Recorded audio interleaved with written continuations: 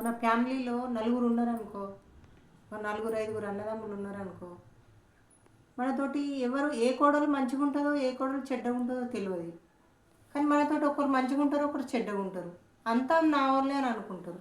కానీ అందులో ఒకరంటే ఇష్టం ఉంటుంది, ఒకరంటే ఇష్టం ఉండదు. ఎప్పుడు కలిసి ఉండాలంటే కలిసి ఉండలేరు కదా. కానీ నాతోటి మంచిగా ఉంటుందా కదా అని మనం అన్నీ మనకు నా తోటి కోడలకు చెప్పినా అని అంటాం కదా.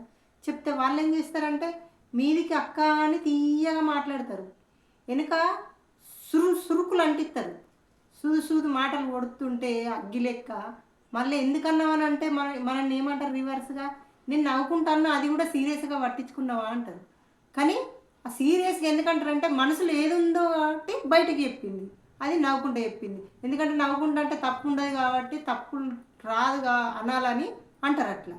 అదొకటి బాగా గుర్తుపెట్టుకోరు. మన విషయాలు, ఇంటి విషయాలు ప్రతి ఫ్యామిలీలో మనం మన తోటి కోడలకు చెప్పినాం అనుకో, కానీ మన గుట్టే మన ఇజ్జతే మనం తీసుకున్నట్టు అవుతుంది.